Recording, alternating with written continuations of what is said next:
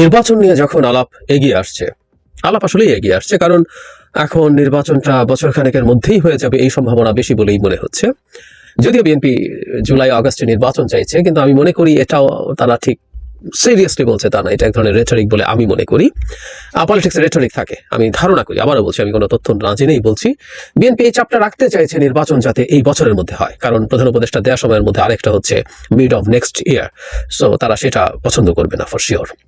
যাই হোক, এই নির্বাচন যখন এগিয়ে আসছে তখন একটা আলাপ আমাদের মধ্যে চলছে, সেটা হলো আওয়ামী লীগের লোকজন নির্বাচন করতে পারবে কি পারবে না, শেখ হাসিনা এবং তার সাঙ্গপাঙ্গরা কি নির্বাচন করতে পারবেন।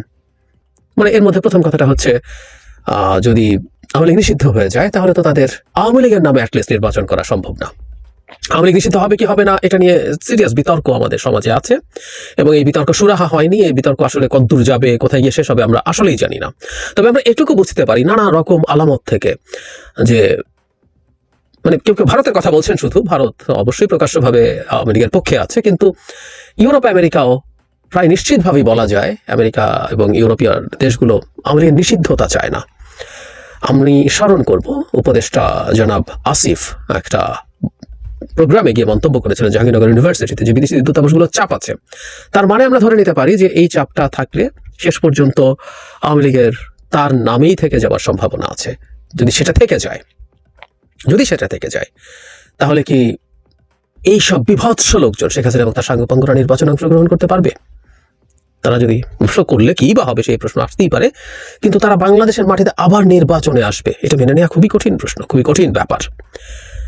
আচ্ছা, যদি আওয়ামী লীগ নিষিদ্ধ হয়ে যায় তাহলে কাগজে কলমে আওয়ামী লীগের এসব লোকজন স্বতন্ত্র নির্বাচন করার মতো একটা পরিস্থিতি আছে। কারণ স্বতন্ত্র নির্বাচন যে কেউ করতেই পারে, যেটা পাকিস্তানের পিটিআই এর ক্ষেত্রে হয়েছে, পাকিস্তান তেহরিকে ইনসাফ, ইমরান খানের দল, সেই দলের লোকজন, তার দল যখন নিষিদ্ধ হলো, প্রতীক যখন নিষিদ্ধ হলো, তখন তারা স্বতন্ত্র প্রার্থী হিসাবে ইলেকশন করেছেন, এবং তারা একক দল, যদি স্বতন্ত্রতাকে দল হিসাবে ধরা হয়, একক দল হিসাবে তার সেটা সংখ্যাগরিষ্ঠতাও পেয়েছিল। যদিও তারা জেনারেল মেজরিটি পায়নি, কিন্তু সেটার সংখ্যা অন্য যে কারো চেয়ে বেশি ছিল।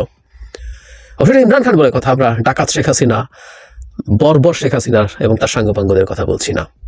যাই হোক, শেখ হাসিনার লোকজন ইলেকশন করলে কি হবে আমরা বুঝতেই পারি। তারপরও ওই যে বলছিলাম যে এই লোকগুলো আমাদের ইলেকট্রাল প্রসেসে আসছে, অন্তত যারা বিভৎস সব কাণ্ড ঘটিয়েছে তারা, সেই ক্ষেত্রে এটা একটা খুব গুরুত্বপূর্ণ প্রশ্ন এসে হাজির হয়েছে। কারণ এটাকে আমাদের নেওয়াও কঠিন। আমাদের যে গণতান্ত্রিক অভিযাত্রা, সেখানে এই রকম মাফিয়াদের নির্বাচনে অংশগ্রহণ করার অধিকার আছে কিনা, এটাই একটা বিরাট প্রশ্ন। এখন নির্বাচনে অংশগ্রহণ না করার ক্ষেত্রে কি আছে, আমি এবং একটা জিনিস একটু বলি, যে আমি যে সংস্কার কমিশনটা সদস্য, নির্বাচন ব্যবস্থা সংস্কার কমিশন, আমরা সেখানে একটা পথ বের করার চেষ্টা করেছি। এটা ঠিক আওয়ামী লীগকে মাথায় রেখে তা না, এটা ভবিষ্যৎ বাংলাদেশের জন্য এটা এফেক্টিভ। কারণ আমাদের এই ধরনের ঘটনা আরও যদি কেউ ঘটায়, সবার ক্ষেত্রে এটা অ্যাপ্লিকেবল হবে।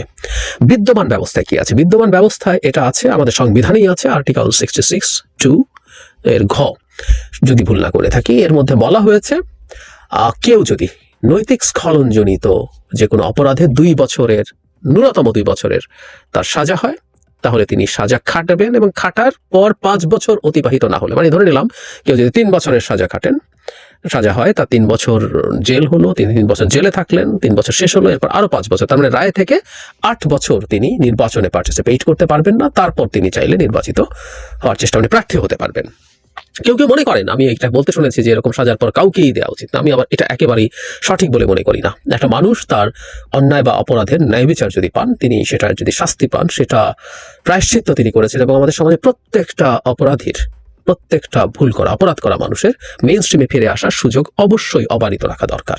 সেটার জন্য তিনি 2 বছর সাজা খাচ্ছেন কমপক্ষে, সাথে আরো 5 বছর তিনি পার্টিসিপেট করতে পারছেন না, দ্যাটস এনাফ।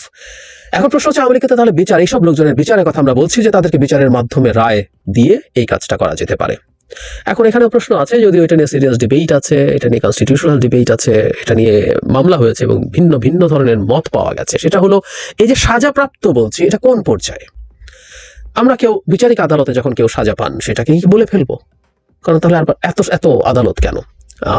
অনেক ক্ষেত্রে এই ঘটনা ঘটে যে বিচারক আদালতে যে রায় হয়েছে সেটা বাতিল হয়েছে উচ্চ আদালতে, হাইকোর্টে বা আপিল বিভাগে। আমরা সাম্প্রতিক সময় অনেকগুলো মামলাকে দেখছি যেগুলো আপিল বিভাগ থেকে শেষ পর্যন্ত বাতিল হয়ে, বিশেষ করে আওয়ামী লীগ এবং তার আগে 1-11 সরকারের সঙ্গে বেশ কিছু মামলা যেগুলো হয়রানিমূলক ছিল, সেগুলো বাতিল হয়েছে। কিন্তু তাহলে একটা মানুষকে বিচারিক আদালতে যদি তিনি অপরাধী সাব্যস্ত হন তাতেই কি হয়ে গেল? কোর্টের এই রায়ও আছে যে বিচারিক আদালতে এটা হলেই প্রাথমিকভাবে ধরা হবে, এবং ভারতেও এই চর্চাটা আছে বলে অনেকে এটাকে রেফার করেন। সো আমরা তাত্ত্বিকভাবে ধরে নিলাম, আবারও বলছি আলোচনার খাতিরে ধরে নিলাম যে আমাদের বিচারিক আদালতে 2 বছরের সাজা হলেই এটা হবে। এখন আওয়ামী লীগ এবং তার লোকজনের বিচার হওয়া কতদিনে সম্ভব? শেখ হাসিনা এবং তার সাঙ্গপাঙ্গদের নির্বাচন যদি এবছরের শেষ নাগাদ হয় তাহলে বিচারিক প্রক্রিয়া চলে আইসিটিতে হয়তো একটু ফাস্টার হতে পারে। আমি দেখেছি আমাদের যিনি চিফ প্রসিকিউটর আছেন তিনি জানিয়েছেন যে ডিসেম্বরের মধ্যেই শেখ হাসিনার মামলার রায় হবে, প্রাথমিক রায় অবশ্যই। আইসিটিতে একটা ডেডিকেটেড কোর্ট, এটা হওয়ার সম্ভাবনা যদি থাকেও, কিন্তু আরো অপরাপর বহু লোকজন আছে যাদের বিভিন্ন রকম ফৌজদারি অপরাধ আছে যেগুলো আইসিটিতে বিচারযোগ্য নয়, সেগুলো আমাদের সাধারণ যে আদালত আছে বিচারিক আদালত সেখানেই হওয়ার কথা। এবং এই ধরনের মামলা 1 বছরের মধ্যে শেষ করা অলমোস্ট ইম্পসিবল। এখন প্রশ্ন হলো, ইভেন আইসিটি নিয়েও এই প্রশ্ন আসতে পারে বলে আমি মনে করি।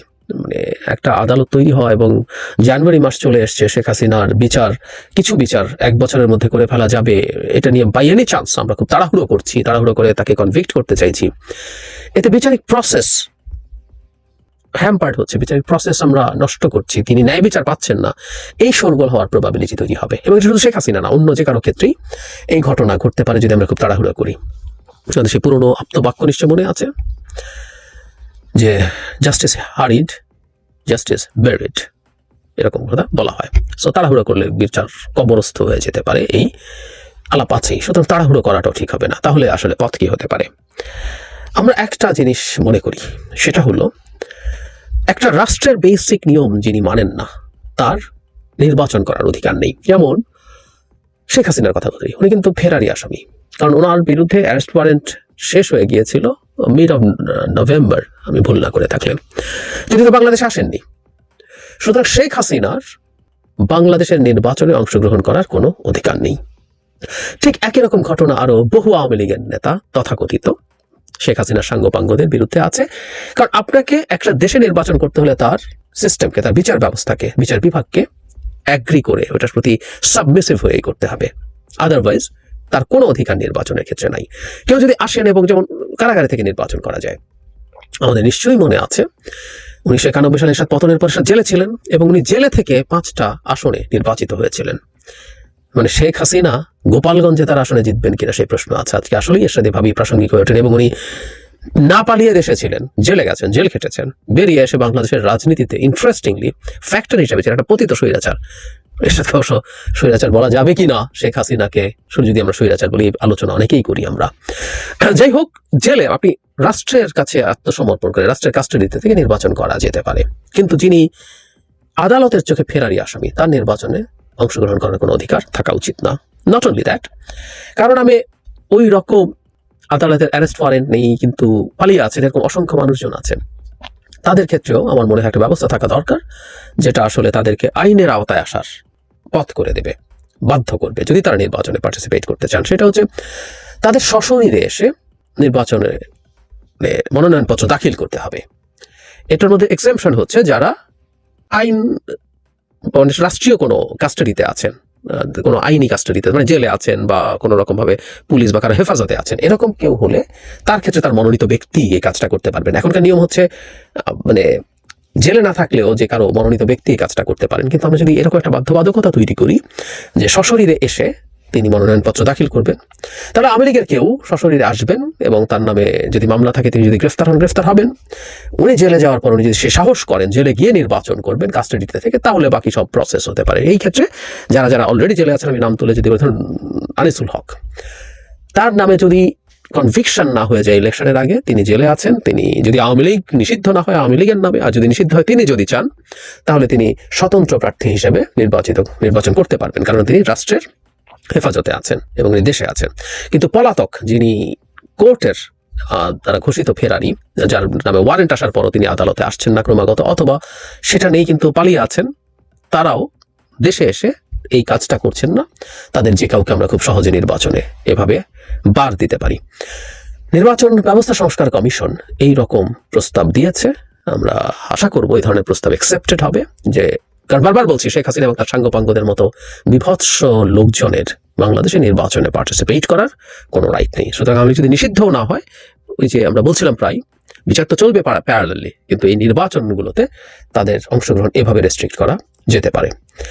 আর সংস্কারের কথা যেহেতু আসলো, আমার যে কমিশন, নির্বাচন ব্যবস্থা সংস্কার কমিশন, আমরা ইনফ্যাক্ট গতকালই আমাদের রিপোর্ট দিয়েছি। 4টা কমিশন আমরা রিপোর্ট জমা দিয়েছি। আমরা দিয়েছি সংবিধান সংস্কার কমিশন, দুদক সংস্কার এবং পুলিশ সংস্কার কমিশন দিয়েছে। আর দুটো, মানে প্রথম 6টার মধ্যে আর দুটো হচ্ছে জনপ্রশাসন এবং আরেকটা হচ্ছে বিচার, তারা এখনো দেননি। তো যাই হোক, আমি আমার কমিশনের মেইন ইস্যুগুলো নিয়ে, সিগনিফিকেন্ট ইস্যুগুলো নিয়ে অলরেডি এটা মিডিয়াতে চলে গেছে, আমি কিছু কিছু কথা বলবো। আর অন্য কমিশন যে রিপোর্টগুলো দিয়েছে, বিশেষ করে সংবিধান সংস্কার কমিশন, তারা যা যা বলেছেন সেগুলো নিয়ে হয়তো বেশ কয়েকটা ভিডিও করতে হবে। তারা যা বলেছেন সেটা আমাদের কিভাবে দেখা উচিত, সেটার ভালো খারাপ দিক কি আছে, অল্টারনেটিভ কি হতে পারে, কি হতে পারতো, সবকিছু নিয়ে আমার টেক ধারাবাহিকভাবে বলবো। অন্য কমিশনগুলোর রিপোর্ট নিয়েও নিশ্চয়ই কথা বলবো।